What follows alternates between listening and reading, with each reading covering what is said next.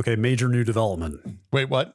I got through an entire stream earlier today with no buzzing, no popping, no clicks, no dropping, no desyncs, no nothing. 2 straight hours of clean audio and video. Ooh. I think there is hope for us all. I can't help but notice you're streaming. I'm talking to you from the laptop today. That was the next thing I was going to be clear. This was on the PC. This was on my new PC.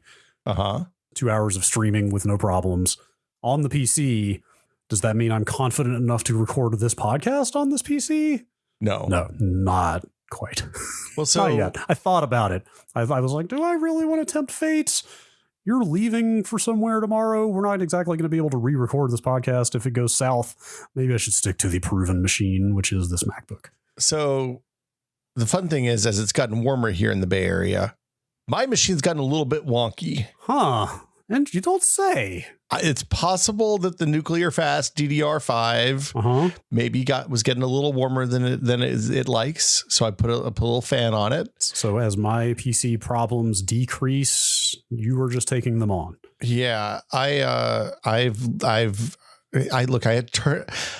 will tell you, I updated the BIOS the other day, and as a result of that, I had to turn off PCI Express link state management in the Windows power control panels because that was making bad things happen, I think. And I haven't had any bad things happen since I turned that off. So, and I've gotten really good at troubleshooting WHEA logging issues. Oh, you don't want those. No, they're bad. You don't want those. They're a bad thing. I had one 2 hours ago. Can you just drop the speed of your memory a little bit? I mean, why would I? No, I cannot, Brad. I mean, yes, I could, but no, am I going to? The answer is no. I dropped my memory to JEDEC last night just to see what would happen. And when I fired up Fortnite, I was only getting 180 frames a second. It was horrible. Well, thanks for joining us. This has been the shortest tech pod ever. See you next week. Look, I saved the Audacity file beforehand, so if I blue screen or something, I'll still have whatever we've recorded up to the point that I crap out. Oh, I see. Now the tables have turned. Now you're recording on an unstable machine. Yeah, it's probably fine. I haven't had any problems yet today. Never update your BIOS, I'm going to say. I mean, I'm still in the land of computers that burn themselves to death with the wrong BIOS, so I have to. But I flashed the newest beta BIOS the other day. Yeah. And I think we both do this. I think this is a good litmus test for how well you've set up your Windows install. If you open Device Manager and you don't have any flags on any devices in terms of a driver is missing for this thing or it failed to start or whatever, you've done well, right? I'm going to go ahead and tell you the number of times in the last 20 years that I've had little yellow exclamation points on stuff in Device Manager that were unsolved by the time I went to sleep that night is probably like 2. Wow, no kidding. My shit is always locked in. That's what I like to hear. Well, I was 5x5, Brad. Yes, I was in the same place with this machine until I flashed that new beta BIOS. And now under Universal Serial Bus controllers, all of a sudden I have this ITE USB connector client device. Oh, yeah. With a little yellow exclamation mark. Yeah, what does that thing do? This device cannot start. Code 10, status device power failure. Well, yeah, you got a code 10 situation there, it sounds like. That wasn't there before I flashed that new BIOS. What's going on? You probably need to align your Jeffries tubes and get the Cochrane coils fired up and everything will work itself out. Oh, hey, I got this pine sol in, so maybe it's time to crack open this case and get to work. Oh, that's a bad idea.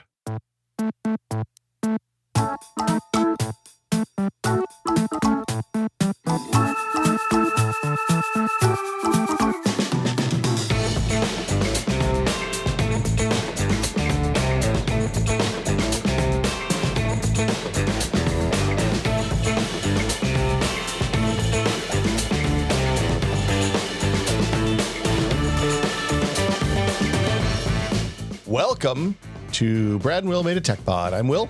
I'm Brad. How you doing, Brad? I'm Brad. I don't know if you knew that. I'm Brad all day. Is this your new? Yes. Denny Crane. I had to go pick up my daughter from school, and I rode my bike to pick her up today. And she rode. I am slowly, after 10 years of living someplace that I can ride my bike pretty much everywhere in town, I'm almost comfortable riding a bike on busy streets now. Whoa. And it's terrifying. That is progress. Helmeted, I assume? Of course. Please. Okay. Yeah, no, I got to keep that's the moneymaker up there. Are you all sticky now? I'm going to go and tell you, I could use a shower. Covered and it's in road pretty warm in grime. this office. Ugh. Yeah. It's hot down there. Not off and on. It's been pretty nice. It's like May in Pacifica. It's foggy and cool. Okay. I was going to ask if I feel like the fog started early this year. I'm very unhappy about it. It's like so I love the fog. It's like good. It's like good fog though, because it's just like you have like light air conditioning everywhere you go. It's not not like 50. It's like 62, which is good fog. I think I get like low key seasonal affective disorder at this time of year because I mean I don't know how much fog you guys are getting, but it's like 24/7 around here. Like no sunshine for days on end. Oh no! See, this is okay. Look, I'm just going to tell you this because it's just you and me and nobody else is listening. Mm-hmm. The Pacifica, we get fog at the end of the day, but in the morning and afternoon, it's sunny. Oh, no. So you come down here and like I take the dog out in the morning. I sit out, have some coffee, throw the Frisbee, I eat some oatmeal, drink some coffee. Sounds like a nice start to the day. And like my whole body is just bathed in sun. Nope. And then when it just about the time you'd be like, man, I wish I had air conditioning. It's getting hot as shit in here. You crack open a window and it's 62 degrees outside. It's perfect. That sounds pretty good. You know, I do like a nice sunset, but I would take that. Yeah. Just don't tell anybody because we don't want more people here. We're full. Go home. I would take that over this, which is getting up every morning, throwing the curtains open and being disappointed. Yeah. Well, and that disappointment just continues for until about August, let's say, early October, late September. Really? It's that bad? Dude, it wasn't that, man. Okay. So where you live, it actually might be a climate change thing. I don't remember it being this bad here when I moved into this area, like 15 years ago. So I used to live on the other side, further south from you, and it was not as bad down there when I lived at because I used to live at Inner Sunset and on the other side, further south, and it was not as bad. It very well could be a climate change development, actually. Anyway, hi. We're here to bring some sunshine to the tech podcast world. Yeah, we're turning Q's into A's. We're answering emails. This is the email episode. If you have a question, you can send it to podcast@techpod.com. Nope, that's not it. If you have a question, you can send it to techpod@content.town. Now I want to go see how much techpod.com would cost. It was really expensive. We already have control of the superior domain content.town, but yeah, content.town. Come on down to content town. We got all the content that you need in the content town. Maybe we should register techpod.zip. Nope. I'm not registering any .zips. Fuck Google for starting that bullshit. How about techpod.mov? Now I'm in for that. Okay. That's where the video podcast lives. Forever empty. If you don't know, if you have a pie hole, maybe just block the .zip TLD at the DNS level to avoid disaster. Because everybody, you can register domains that end in popular zip names, and your browser will just auto correct you straight into malware land. 30 plus years of references to filename.zip across the internet are about to become links pointing to domains that are going to get registered and used as scams. It is profoundly stupid. So anyway, what else you got? What else we got going on? We got, if people have questions, they can go to the Discord and post questions in the question seeking answers channel. You can join the Discord by becoming a TechPod patron. You also get the patron episode every month, and you get access to a wonderful community full of just spectacular nerds that talk about all sorts of good stuff all day long. It's a good thing. You can find out about that at patreon.com/techpod. The good kind of nerds. Yeah. Like we're not talking about the crappy candy that is like nobody likes. Wait, you don't like nerds? No, man, nerds suck. Wow, what? Yeah, nerds are gross. They make your mouth hurt, and my teeth hurt when I have a nerd. You do feel like after a box of nerds, you do feel like some enamel has been removed. Yeah, there's enamel gone, and also I need to talk to Wilfred Brimley about the diabetes. But I love nerds. I haven't had nerds probably since I was a kid, but I love nerds. My daughter got a nerds rope for Easter or Valentine's Day or something one year, and it was like you just watched her will to live as she got further into that thing until she was just a shell of a human after that. Yeah, but a happy shell. No, she did not seem happy. She needed a nap. It was awful. All right, fine. Yeah. Speaking of naps. Questions. Yeah. Read some questions. Yeah. Wait, what does that mean? I don't know. I was trying to give you a segue there. We have a nap related question. I figured there was a nap question. Speaking of naps, here's some answers that'll put you to sleep. Oh, yeah. Perfect. Here's an email mysteriously signed N. Oh, yes. Nancy. I'm sorry. It's from Nancy. I don't even know when we talked about this. This might have been a couple questions. A couple months ago, I think. Yeah. I can confirm that certain models of the Roomba used SLAM technology to map interior rooms.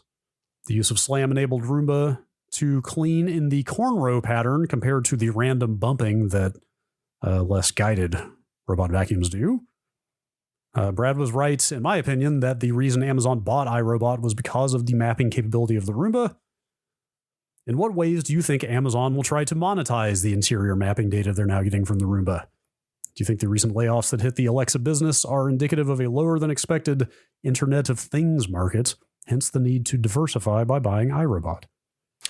I think that the layoffs that hit the Alexa business are because they've been giving away Alexas for free for almost 10 years now, and they can't figure out a way to make money with them. Mm-hmm. I think that I don't have any idea how they can monetize SLAM maps of people's houses. Yeah, I mean, you could see it feeding into Amazon recommendations somehow, like if they, certain amounts of floor space might correspond to increased desires for blank household goods or decorations or whatever. Or yeah, I bet they could even run algorithms on layout, right? And I bet they could intuit like, oh, they have more bathrooms than this other family. They probably want more of this that goes in the bathroom. I don't know. Yeah, I mean, like I would say the things that they'll successfully recommend to me are going to be wildly different than the things that they successfully recommend to somebody that has a 4,000 square. I have a small house. You have a small apartment. I mean, it's a big apartment, but it's still like, it's not a 4,000 square foot house. Wait, does this count as a big apartment? I think it's a pretty good sized apartment. Yeah. Two bedroom, one bath. Yeah. I mean, look, one bath is always I feel like Bay Area luxury is, hey, you have two toilets. Oh, sure. Yes. Yeah. Indeed. Anyway. I think it's probably house size would be my guess. Something really granular. Yeah. But also they could find that out because they know your address, so they could just look you up on the property maps. So I don't know why they need Roomba for that necessarily. Yeah. Yeah. Maybe it's messy people versus clean people. Yeah, sure. Okay. Yeah. SLAM is simultaneous location mapping. So we use multiple camera inputs to detect, make a 3D map of an area. By the way, robots use it to move around spaces. Yes. VR headsets use it to track their position in 3D space inside a room. The more you know. Yeah. All right. Question from Cogbert. You said you had an answer for this. How long before PCs start using a 220 volt power supply? Okay, so I think I've told the story in the podcast before, but it's good, so I'm going to do it again.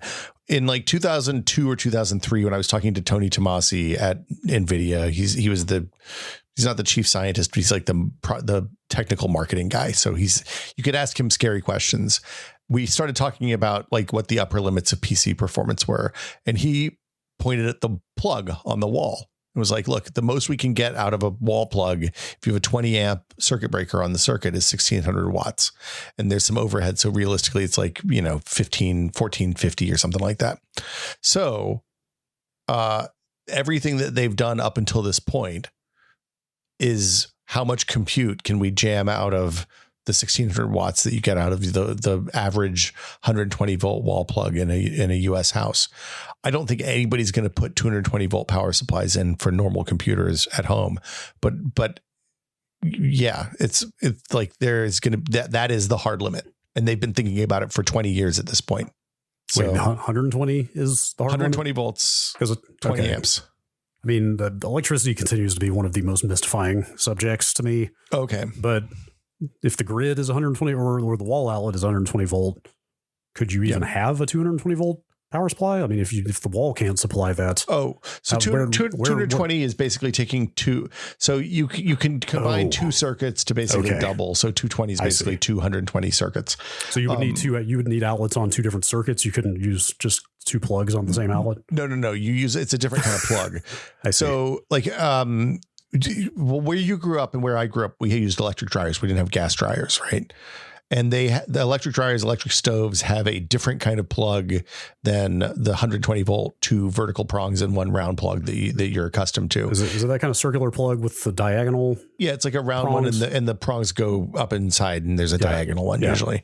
Yeah, so those are 220 volt plugs. I see. So it's a completely, like, if you use them for big electric appliances like the dryer, the clothes dryer, the hot water heater, if you have an induction range or an electric range, if you have a car charger, an L2 car charger, that'll be a 220 volt plug, or it can just be wired directly into the wall. And a lot of places, like where we live, our power box, the thing where the electricity comes in and is distributed throughout the house, doesn't have enough spaces in it to do more than maybe one 220 volt line, because you need breakers. It takes multiple sets of breakers for each 220 volt line. So that's where the 1600 watt limit, because 120 volts, I'm going to do the math here, make sure this actually works. 120 volts times 20 amps, 25 amps is equal to 3000 watts. Yeah. That's a lot of watts. So a lot of watts. It's 20 amps though. So it's 120 times 20 is like 2400 watts. Yeah. So anyway, 1600 is what he told me. Maybe it's a 15 amp breaker is what their math is. That actually works. 120 times 15 is, math is hard. I want to cut this part out because this is embarrassing. 1800 watts. So 1600 is probably the overhead they have on a 15 amp circuit would be, I guess, then. Let's just cut to the chase here. I think we can say if we're at the point where the wiring layout of the average house needs to be changed to accommodate a plug for a computer, we've screwed up. Also, people are probably going to yell at me because I think 120 volt plugs are actually 110 volt plugs. We just call them 120 volt because of reasons. That I think that might be right. Anyway, I certainly am out of my depth, but we're not electricians. That's the big takeaway here. Let's say, what if we continued focusing on performance per watt and making that better instead of dumping more juice into things? That seems like a good idea, Brad. I was looking up some of the current scuttlebutt about the next Intel CPU after the next one. The first one to use their big new process, Intel, what is it, 20A, the Angstrom era. Yeah. Have you kept up with that? Anyway, one of the rumors is that it's supposed to be like 1.5x more efficient than current. That sounds good. Like it's the first, since change in leadership there, and obviously it takes years to change the product roadmap or whatever. Yeah. But AMD's been pretty good with efficiency recently. Well, although less so with these new ones, but anyway, like it's nice to hear that Intel might be getting competitive there too. I mean, the efficiency stuff makes a huge difference because even just looking at my CPU doing normal stuff, it often, if I'm playing a game or something, will hit either the thermal limit or the power limit or both if I'm spiking multiple CPU cores. So being more efficient would mean I could go faster. Mm-hmm. Anyway, who doesn't want to do that? I love going fast. I like Sonic. I too want to go fast. Yeah.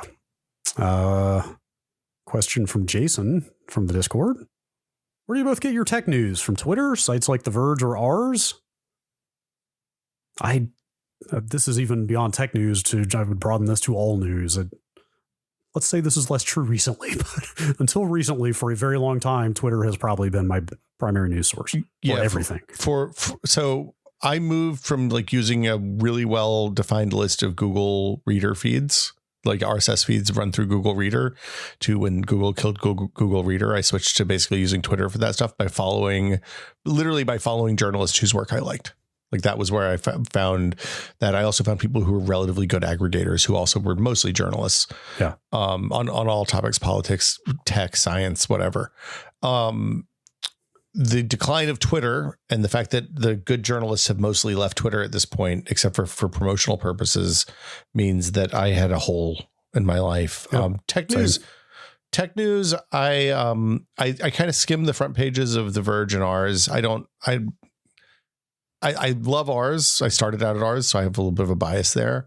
I'm less interested in the kind of the product access coverage that The Verge does, and more interested in the why things are the way they are that ours does. Yes. Tech Meme's pretty good. I usually look at Hacker News. Like if we want to do a current news story, then I'll look at Hacker News and see what people are talking about there. But it's increasingly crazy people. Yeah. You recommended Tech Dirt to me recently. Oh, Tech Dirt's great. Yeah. Mike Masnick has been doing Tech Dirt for a really long time. And it's good for like digital freedom stuff, DMCA, like bad legislation. He's been really good about like how Twitter is fucking up on every level. They're very aware of the challenges with moderation at scale and why that stuff doesn't typically scale. And has a good understanding of how the internet works, both from a legal and a functional standpoint, which is kind of unusual. Like there's a lot of sites that are good at the legal stuff. There's a lot of sites that are good at the technical stuff. And that overlap of like the legal, the technical, the operations, all that stuff is challenging. And TechDirt does a good job with that. Yeah. I maybe to clarify a little bit, like I use Twitter to notify me about news, but anything I actually really want to know about and retain information, I usually click through and read the article. Well, I mean, yeah. Clicking like just reading the headlines on Twitter has always been a bad way to get the news. That is a bad way to even have accurate news.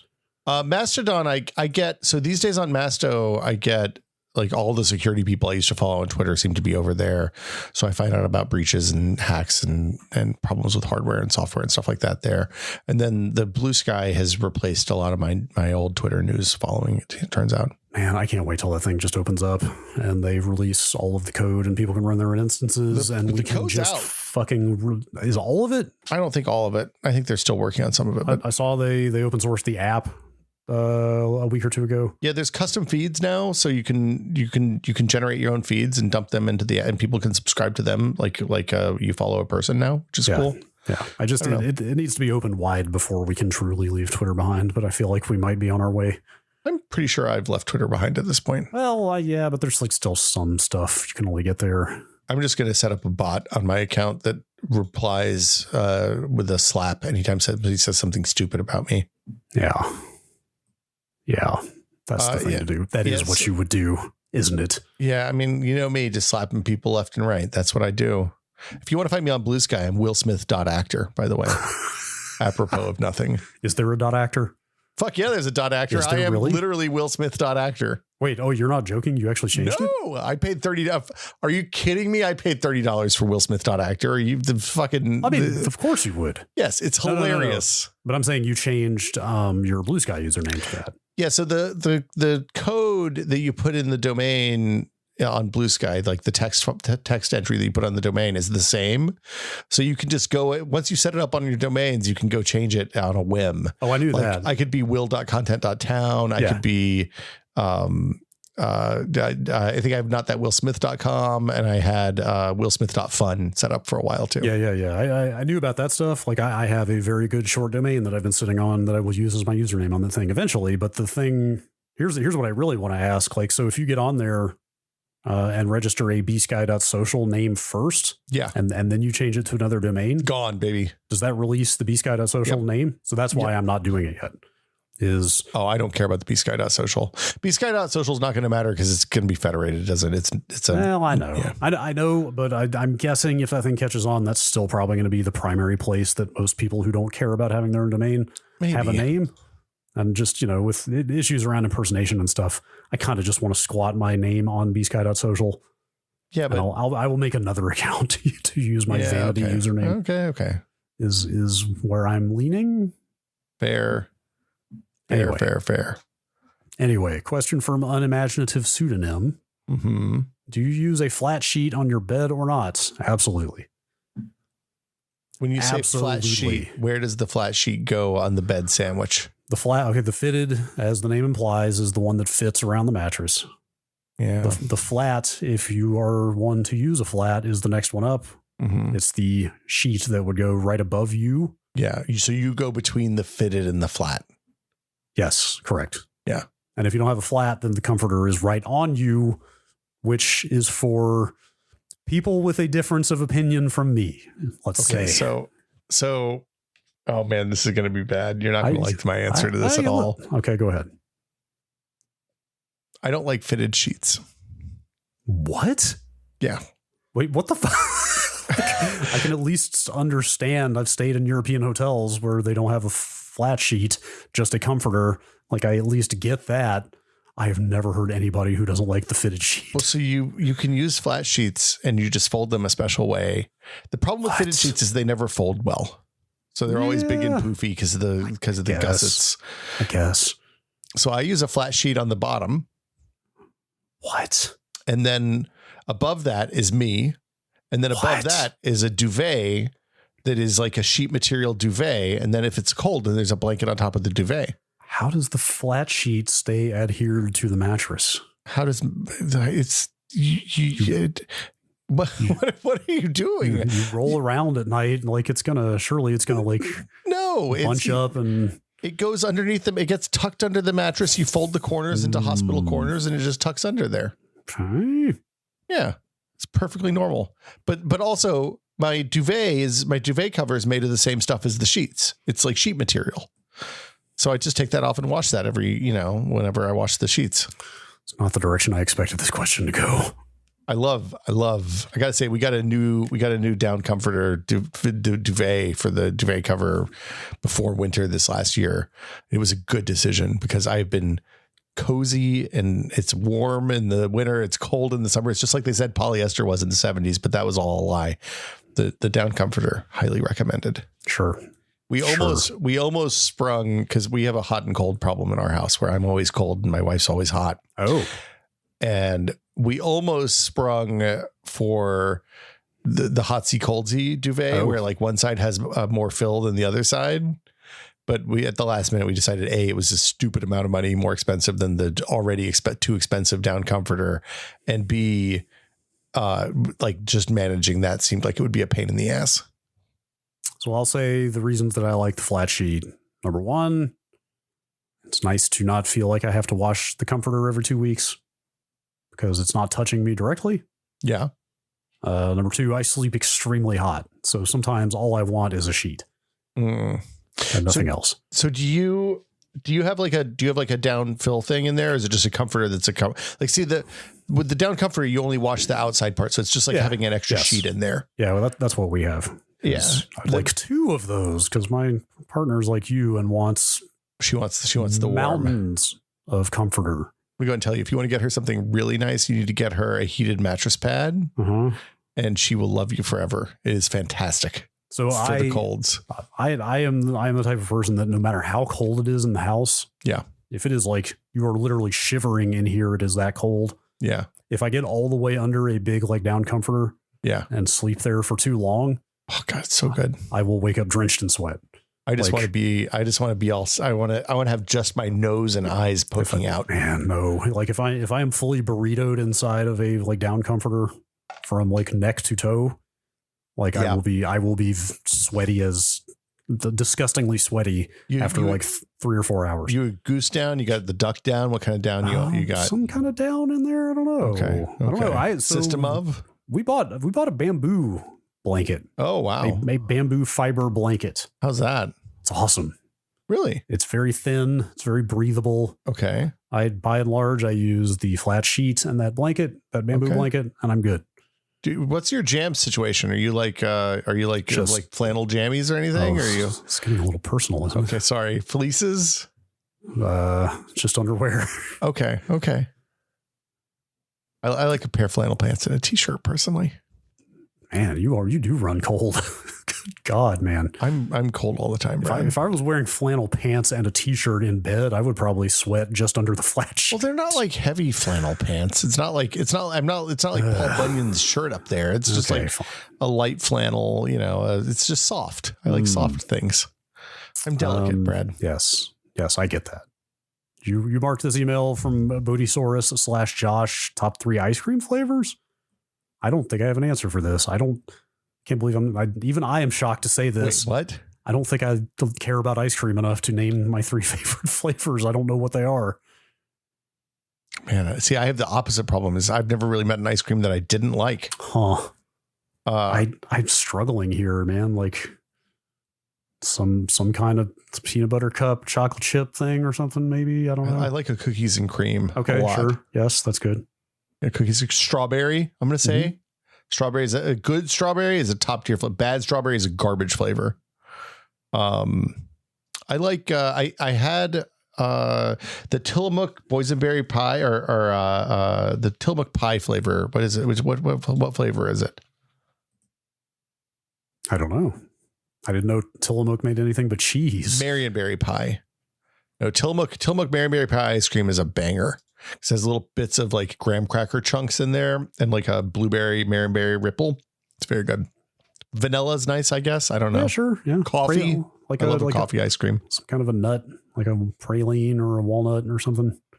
Praline's not a nut. What is that? Isn't a praline like a nut wrapped in caramel or something? I think that's right. My wife worked at butter pecan. Butter pecan is an old person flavor, Brad. I like a butter pecan ice cream. That's when my wife worked at a Baskin Robbins and my dad loves butter pecan and she says that's the flavor that no one under 90 orders. Yep, so that's congratulations. Let's say we had it around a lot. Yeah. My grandparents had it around a lot.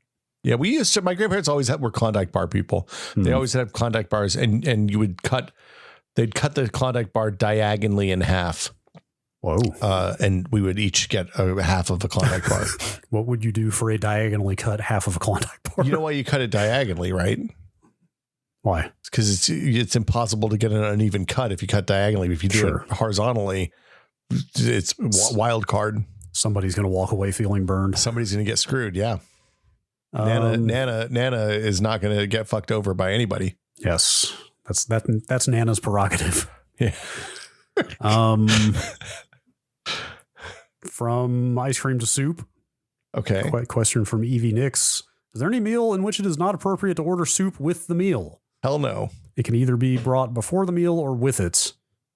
I guess as long as it's like thin enough to be an appetizer soup, that's fine. Listen, there is some soup that eats like a meal. Oh, really? Yes. And you might not want to order one of those soups along with let's say like a leg of lamb or something heavy. Is it favored by senators from Texas? Is that the one you're thinking of? Okay. Wait. Does he have some weird?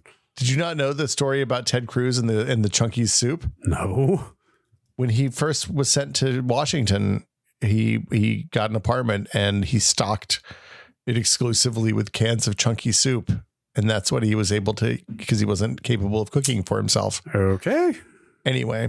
Food and Wine magazine says Ted Cruz's love for soup apparently knows no bounds. Yeah, it's not a glowing endorsement. He once Campbell's. He once bought 100 cans of Campbell's Chunky soup, according to his wife. Yeah. We've got a small stock of canned soup here, and I am desperately trying to improve my diet. Let's say. Yeah. And I got to looking at the nutritional information on that soup. And don't do that. I'm going to eat through the rest of it, but I don't think I'm going to buy any more after that because holy shit. Well, so the thing I will tell you is that the reduced sodium is the if you eat the reduced sodium or reduced fat, like we get a lot of we have chicken noodle because I have a kid that gets sick a lot. That's fine. The reduced sodium chicken noodle soup does not taste like it has reduced sodium in it at all. It still is insanely salty. It's like some of the soups I've got in there have got over 60% of your daily allotment of sodium in the one can. In one serving of the one can, because the can is 2 servings. Oh, geez. Yeah. So wait a minute. Yeah. Would the FDA allow them to sell a soup that was over 100% of your daily sodium? Yeah, they don't. It's fucking America. Capitalism rules. You can buy whatever you want. You want Oreos with Pop Rocks? They'll do that. Oh boy. How about Oreos with nerds? No, fuck nerds, man. Nerds suck. I don't know about breakfast soup. I could still see it. It's like cereal. Is cereal breakfast soup? Get a bowl of cereal with your pancakes. I mean, I love soup. Just move on. I love a soup. Is oatmeal soup? If it's runny enough, maybe. Yeah. What about cream of wheat? Cream of wheat seems like it'd be a soup. Oh man, I miss cream of wheat. Oh, you can. I'm going to tell you, there's a magical place called Safeway that you can go get cream of wheat today. Oh yeah, I could do that, but if you're not going to put an unhealthy amount of brown sugar in your cream of wheat and a good dollop of butter as well, what's the point? Wait, what? Butter? Also, cream of wheat is a white sugar cereal, 100%. You don't put brown sugar in cream of wheat. What is this? This is definitely one of those Tennessee, North Carolina divides. God. It's a splash of milk and a little bit of white sugar. What? No. It'll fix what ails you. It was a large quantity of butter and brown sugar for us.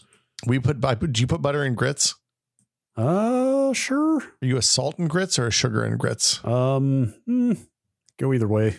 Grits were a salt for me usually. Well, my dad specifically thought that grits were a salt thing. I liked grits with sugar. That's fair. Man, maybe I should look into savory cream of wheat. I'm going to go ahead and tell you, you have a rice cooker, right? Yeah. Yeah.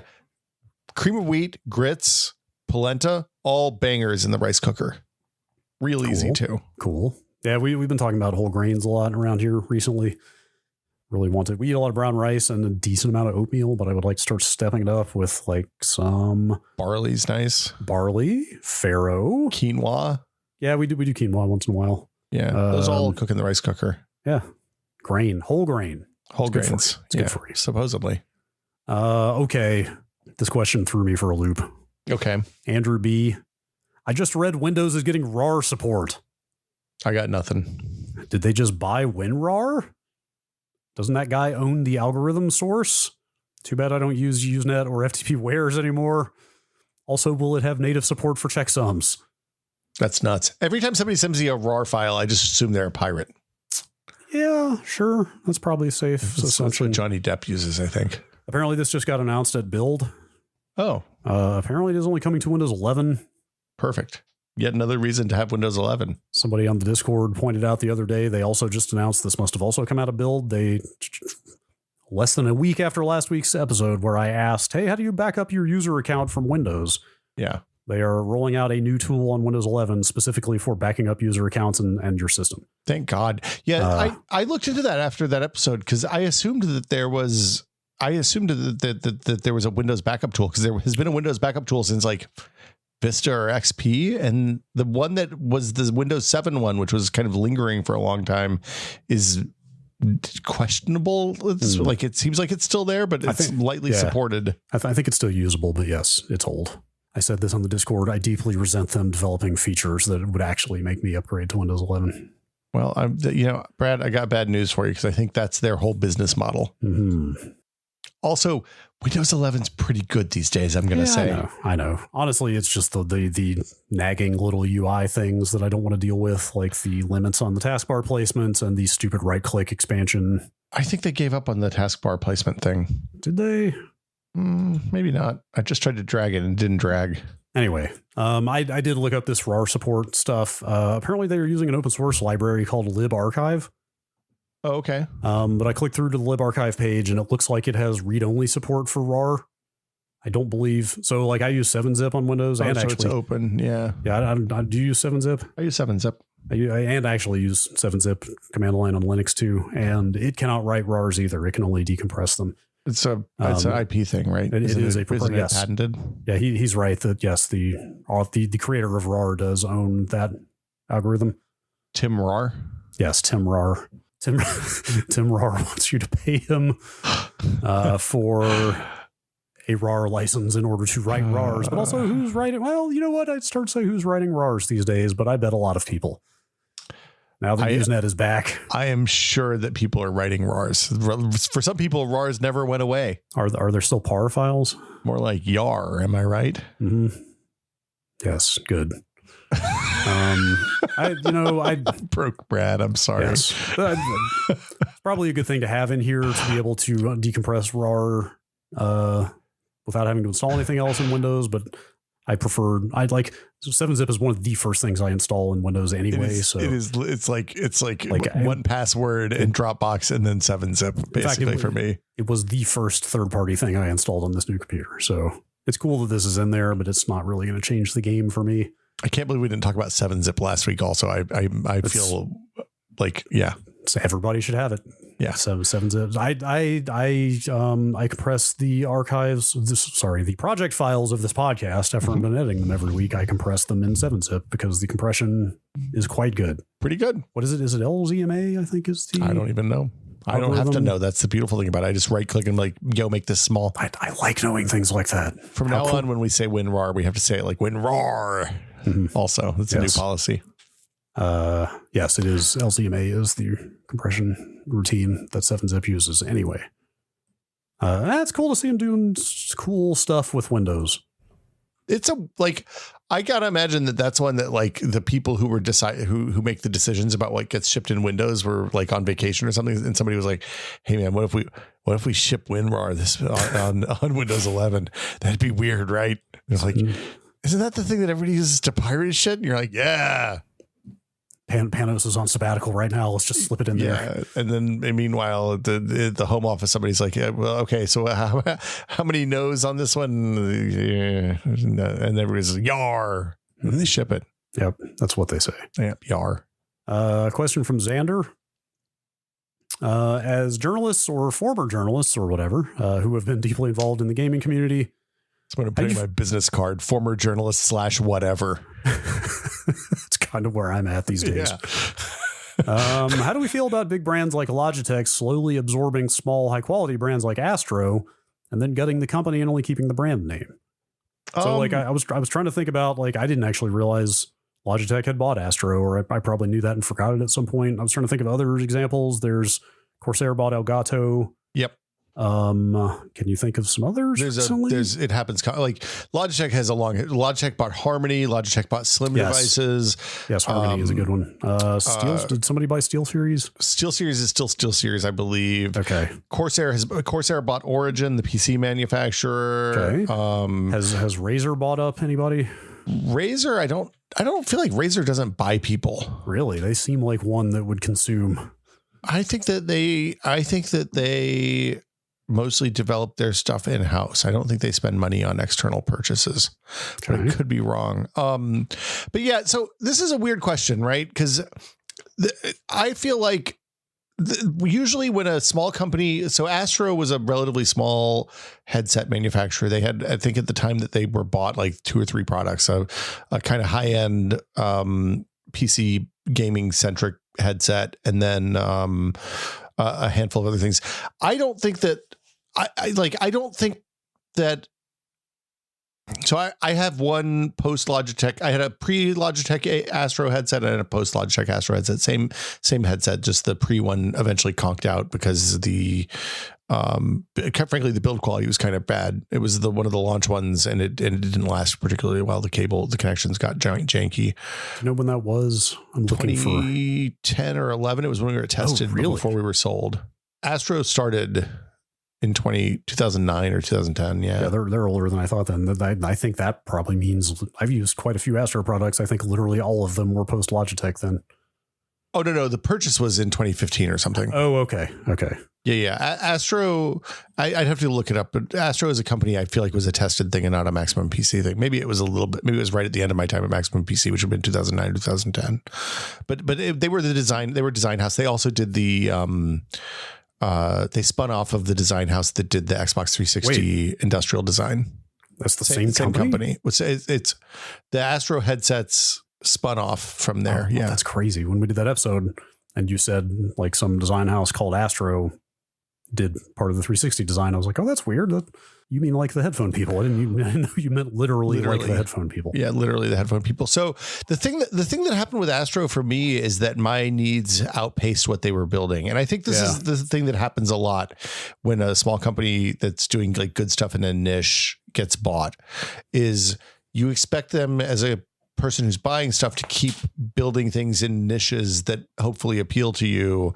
And often the company buys them because they want the niche that they're in, and then they're not going to expand into any new niches.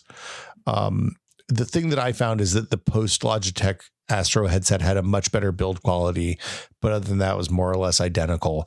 And then the next time I needed a new pair of headphones, I wanted something that was broadcast quality with a real microphone and not like ultimately the problem with most of like the gaming headset market is that the microphones suck.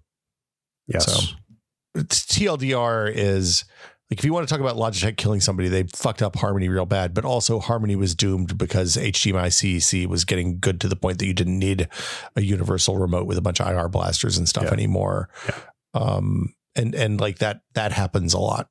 Yeah. I mean, it certainly is possible for a large company to gut and ruin a small company, but yeah, it's not guaranteed necessarily.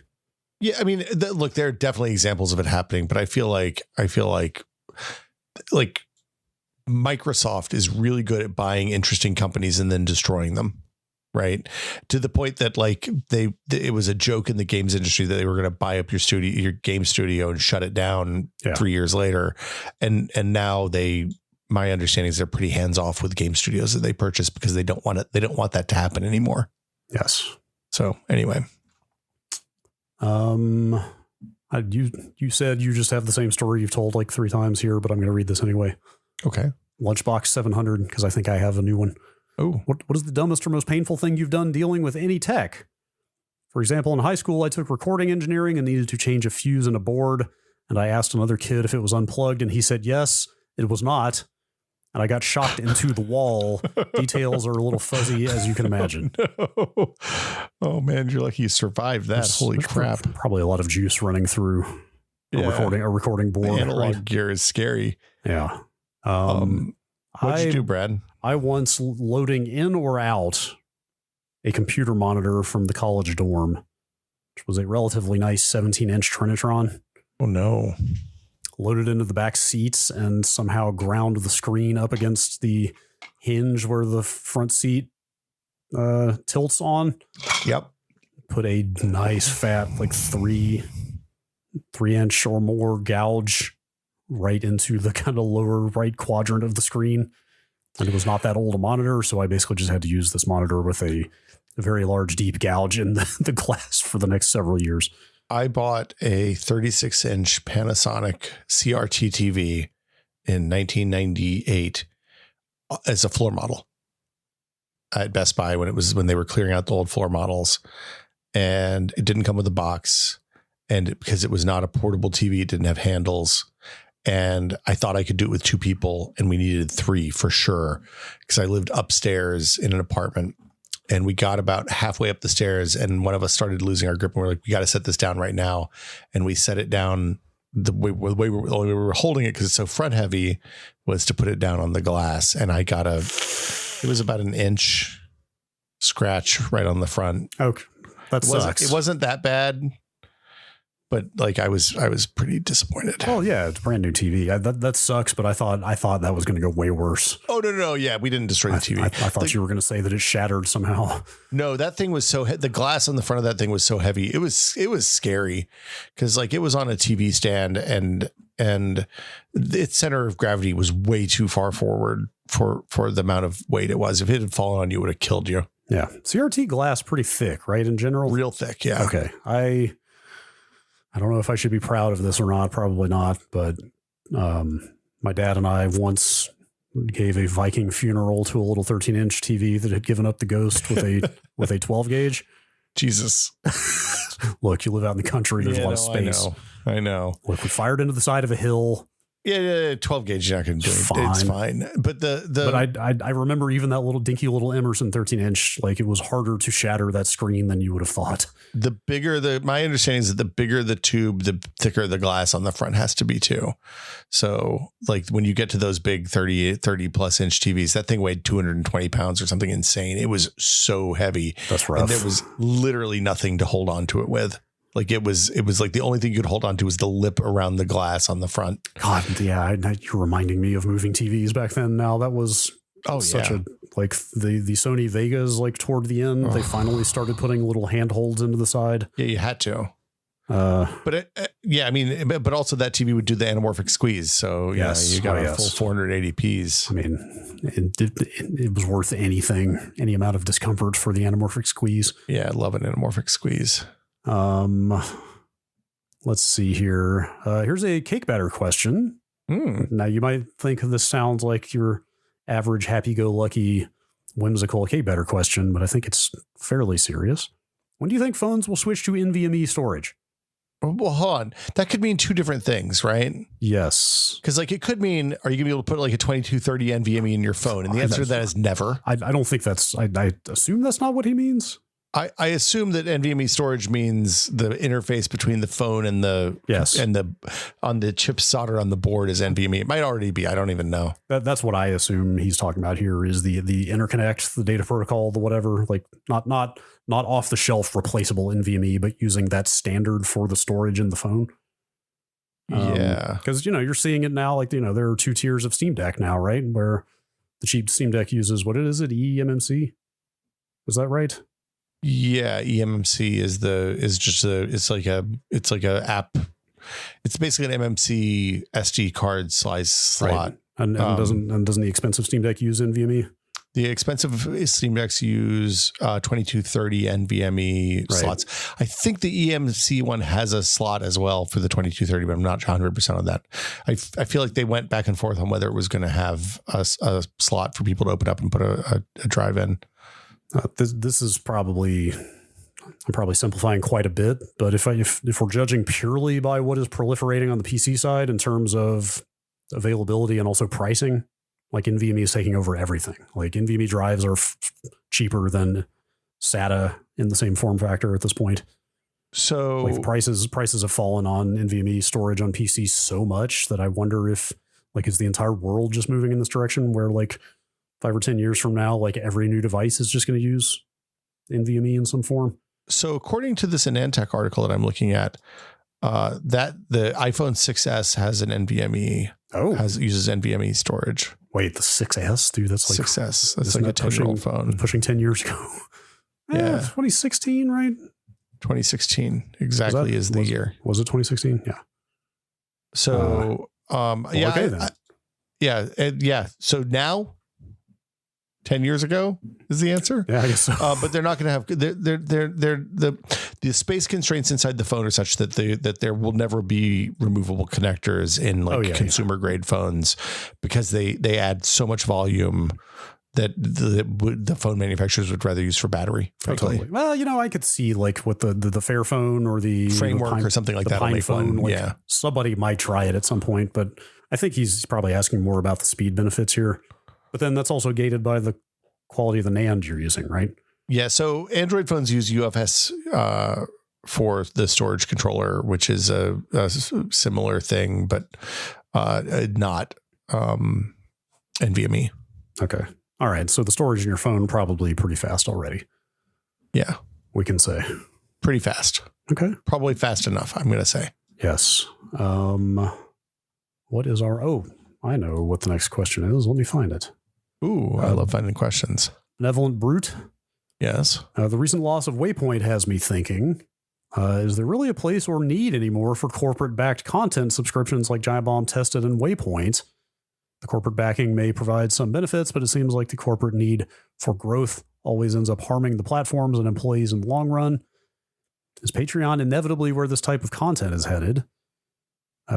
Y'all are obviously much more intimately familiar with this than I am, so I'm interested in hearing whatever insights you'd be comfortable sharing. Shout out to Waypoint. Their unique voice will be missed. Fuck capitalism. Go home. So it's a complicated question. This is probably more of a you question than a me question, I think. But as a person who pays for a handful of Patreons, I'm happy and also makes a fair amount of money on Patreon.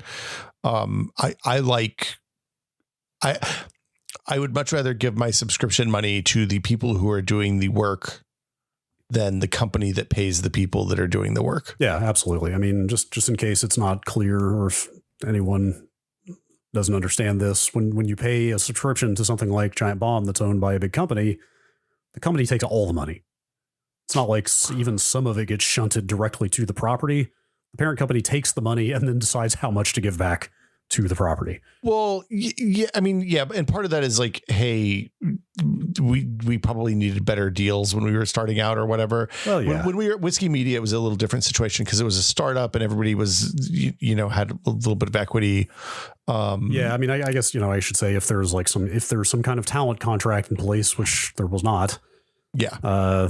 You might get a bonus or something based on subscription revenue or something, but it's not like they are not offering that to your average employee of a corporate site that has this kind of business model. It's just like the money that property makes, even through subscriptions, is just rolled up as a line item into the P&L, the profit and loss of the division. Yeah, I feel like Waypoint had a weird deal with their like Twitch subs and Patreon and stuff like that because I can't speak for them and any unique arrangement they might have had. But or at least potentially, or the traditional way it would work is that the parent company just absorbs all of that revenue and then doles it back out via budget. Yeah. For the next year. I mean, and the nice thing about that is you get health insurance and you get a reliable paycheck. Yeah. But The bad thing is if you're making $3 million, if you have 5 people and they're making, $3 million a year on subs, then they're not getting 3 million divided by 5, right? 3 million minus overhead divided by 5, right? They're getting salaries, right? Like if the property is making X and then is only getting back like 0.4x in budget for the next year, that's not great. The thing that's hard for me about this is that like this rewards people who specialize really hard. So like if you are like really into F1, if you're really into racing games and you have a site about racing games, and you're the number one guy in racing games, it's much easier for you to establish that than to build a business around being like a general service gaming site or something like that. Yeah. I think that's true. I've kind of heard talking to people recently. That's pretty true of Substack as well, which is where a lot of these, the crowd funded, audience funded writing and reporting is going on. But like you need a beat there. You can't just be a news person. Like you need a pretty specified beat to cover to kind of stand out. Yeah, and it's a hard.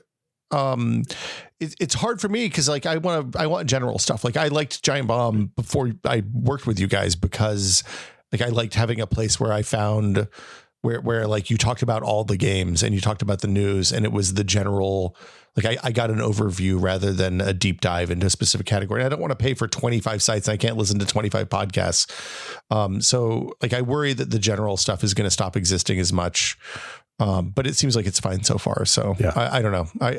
I'm always a fan of the people rather than the brands. Yeah, for sure. I mean, the other thing that strikes me about that model though is that I don't want to say it's easy, but it's easier or it's less of a risky bet if you come out of corporate media and you already have an established audience. That is absolutely true. It is certainly still a risk, but is certainly you can be a little more confident that like you at least know that you have an audience. And if you go do this independent thing, they might follow you.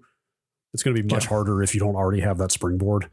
If a lot of new, never before heard of outfits are trying to launch similar things, the risk is exponentially higher that you will or won't hit. And, nobody actually fully understands the alchemy of who gets big on Twitch or who gets big in media generally, right? There's a huge element of like right place, right time. Yeah, it's the grind and get lucky is the strategy. So yeah, like obviously it is great that these platforms exist to directly support the people that you follow, but I think that there is going to be a discoverability issue maybe as that space gets more crowded and more people are coming up who didn't have that benefit of having exposure through a different platform previously. Yeah, it's kind of like all the AI art and writing stuff where, hey, this is great that they're cutting out a lot of low end entry level art and writing jobs, but also if you don't have people doing low end entry level art and writing jobs, there's not going to be higher skill higher skill jobs later on. Yeah, it's the same thing. Yeah. Honestly, though, I mean, to be fair, like people joining established media outlets and building their own brand and gaining an audience and making a name for themselves and then cutting loose and doing their own thing is like a tale as old as time. Right. Yeah, that's true. So like that's not going away, I guess. Like isn't that kind of the Bill Simmons thing, right? Like he got big at ESPN and then he got out of there and yeah, sure. Started. I totally know who Bill Simmons is. Yeah, the sports guy. Is Grantland what he started after he got out of there, or was that the thing he did at ESPN? I don't know. I probably could have picked an example that I understood better. I'm just glad you didn't pick Nate Silver because then I'd be like, oh yeah, that guy. Yeah. Anyway, all right. Shall we do our last question here? Last question this month. Unprecedented move. I'm going back to the emails. Oh wow, Adam from England. Yes. Adam from England. It feels like over the past couple of years, the whole VPNs get you around region locks has moved from an unofficial benefit to something that they actively promote. How do you think streaming companies like Netflix, or more importantly, the rights holders, feel about this? It feels to me like all it will take is a rights holder complaining to a government before either streaming companies are forced to come up with better region locking or VPNs have to block access to streaming sites. I think that the kind of companies that that sell VPNs to people maybe don't give much of a shit what the governments care about. Yeah. I also will say that when I wanted to watch Eurovision a couple of weeks ago, I was like, oh man, I could just do this. I could set up a VPN and then, or I could keep hitting tours until I get one in the right region to watch this. Or I could just give Peacock $4 and not have to worry about it and be watching in like 30 seconds. I gave Peacock $4. Then I immediately canceled my subscription. You sell out. I know, I feel bad. But fucking also corporate shill. Look, man, there's only so it's exhausting. Okay, I get sometimes it. No, you just trust me. Sometimes you just want to sit on the couch and watch some weird music stuff and pay $4. That's fair. It turns out. That's fair. Yeah. Yeah, I actually don't have a great answer for this. I'm not sure I understand quite all the legal ramifications of this situation enough to answer it. This is not legal stuff. This is legal for them, but not for you. Like it's not on you to fulfill the terms of their content agreements. No, totally. I just mean legal stuff between streaming services and VPNs and governments that might force some change here. I will say, if all else fails, there's always the option of running your own VPN. But that doesn't help you. What you need is you need VPN buddies. You need hey, no, I'm not going to say this out loud. But if you know people in other countries that have, the content you crave, you can be a VPN buddy with them and connect to their VPN, and they connect to your VPN. And, to be clear, I'm not talking about running a VPN like on your router, for example, and VPNing into your house. I'm talking about like renting a VPS in another country and setting up your own VPN on that. Yeah. Which you absolutely can do. I mean, it's probably some command line work still, but I've seen guides out there for like, here's how to just get a VPS for $4 a month and run your own VPN on it. Just do all this and you're good. And I think those guides are going to get easier and easier. There may very well be open source packages at this point that make it easy to set up your own VPN. I mean, you could pay $5 a month for a Linode, pick a region that you want it to be in and run WireGuard on it, and you're done. Yes. It's a tilting at windmills situation. The thing is, the people who give a shit about that are always going to be able to figure out how to do it really easily. And the people who don't will pay $5, and the 99% of normal people who don't know what a VPN is will continue just not watching shit that's not available in their region. Okay. I'm going to save this. I can't speak to the quality of these guides, but I just Googled VPS, run your own VPN. Yeah. The first thing that came up were guides on both howtogeek.com and makeuseof.com. Yeah. VPS is virtual private server, right? Yes. Yeah. So you're running a virtualized server instance, basically. But the point is, if sites that mainstream in terms of tech help are running guides on how to do this, I'm going to say this is going to become pretty accessible over time. Yeah. The other thing is, we live in the United States where we mostly get the content we crave. Yeah. I feel like this is a much more common thing if you live someplace that has had, like, the number of requests we got for VPN stories from Canadians and people in the UK at Maximum PC in like 2008 was very high. Sure. As Netflix was starting to come online, and it wasn't, and like Canadian Netflix remember, this is why Netflix has original content, right? Is because they couldn't get distribution rights that were worldwide for anything that they were buying. So they just started making their own original shit so they could put it everywhere. Right. And as a result, people in Canada and the UK and Australia and wherever else wanted to know how to do VPN stuff so they could watch US Netflix, which used to be better. And now Netflix is just kind of meh all over. So nice job, Netflix. We finally dropped it after like years of me saying I was going to cancel Netflix. I finally did it. Wow, really? But where are you going to watch such hit Netflix shows as Blown Away? Or, I mean, I actually really like Blown Away, but don't even know what that is. That's man. Okay. I don't need to know. Brad, it's Project Runway, but they do glass blowing. It's the highest drama reality show you've ever seen, because people who blow glass, they're just used to heartbreaking failure at the last possible second, because it's inherent to the art. It's very good. It's worth watching. Don't sign up for Netflix again.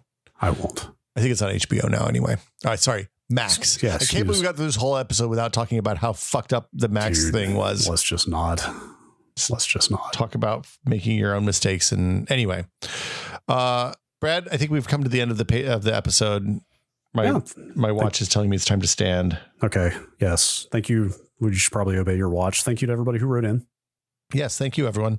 If you would like to send a question, you can send it to techpod@content.town, or you can post in the question seeking answers, Q's Seeking A's channel in the Discord if you're a patron. If you'd like to find out how to be a patron, you go to patreon.com/techpod. Again, patreon.com/techpod. And for $5 a month, you can join the 4,200 people. Holy cow, there's a lot more people this month.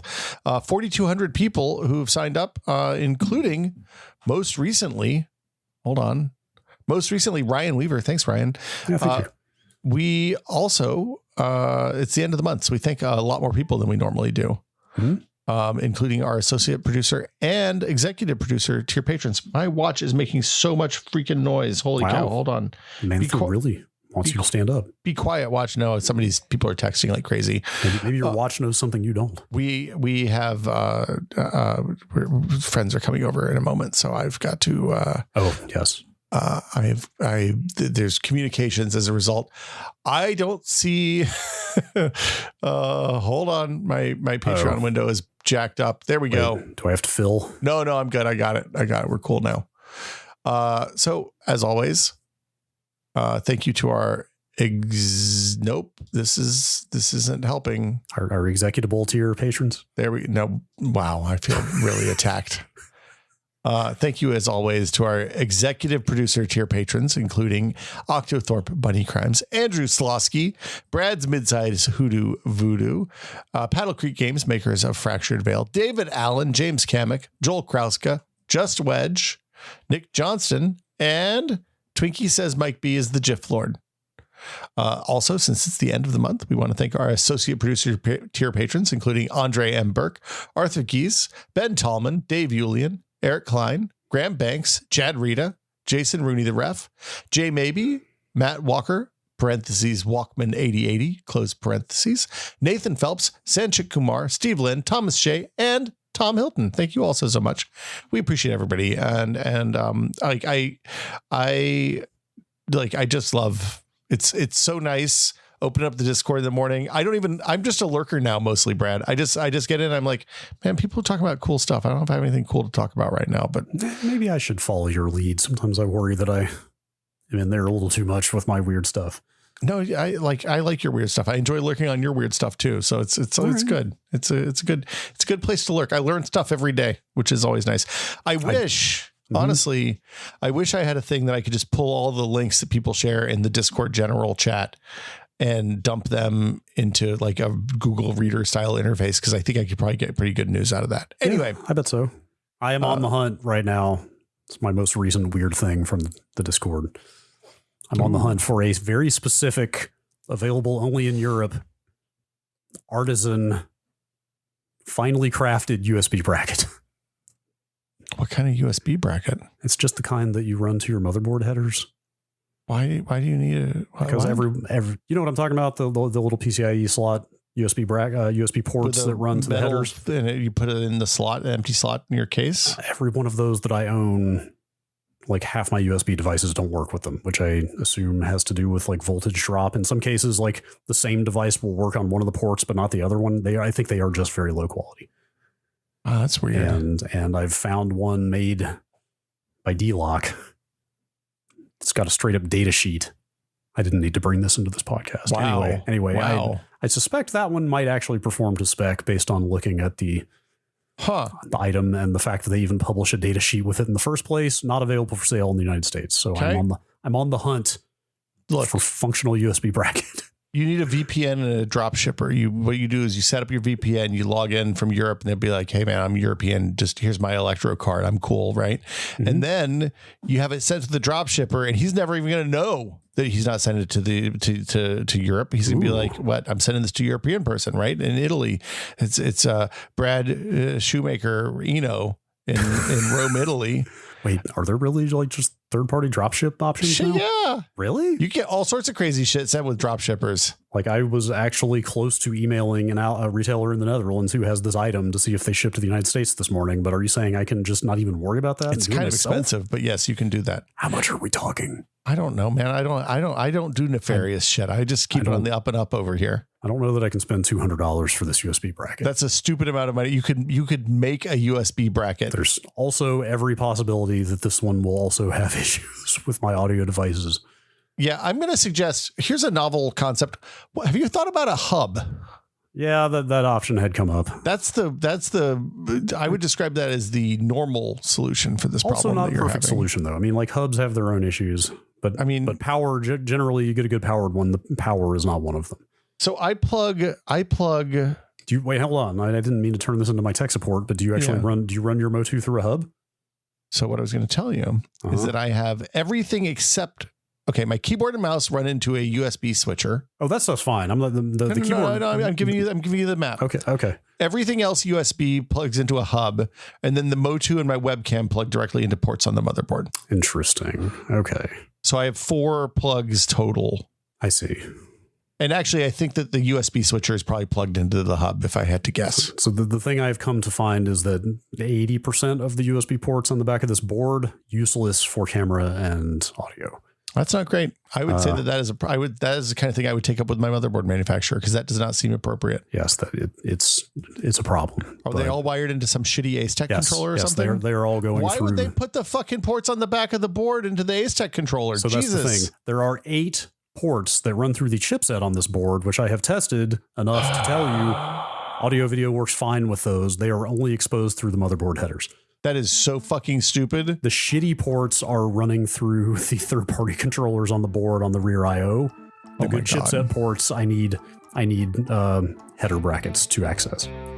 And the header brackets are unreliable because they're probably USB. Are you getting USB 3 header brackets or USB 2 header brackets? I'm trying to get 3. So there are 4 ports on the rear I/O that are good. Yeah, but they are the only 4. They're red ports. That's the easiest way to describe it. They're USB 3.2 Gen 2, but they're the red ones. So burning 3 of the 4 good USB ports on the back with like USB 2.0 devices really fucking sucks. That's why I'm trying to get these brackets.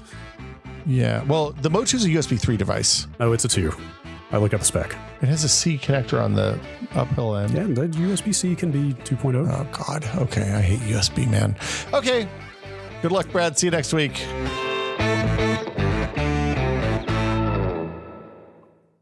I had to solder a piece on a motherboard one time. It was a disaster. That sounds terrible. I was literally sitting at my desk and I heard and then a tink, tink, tink. And then a fan made a real bad noise.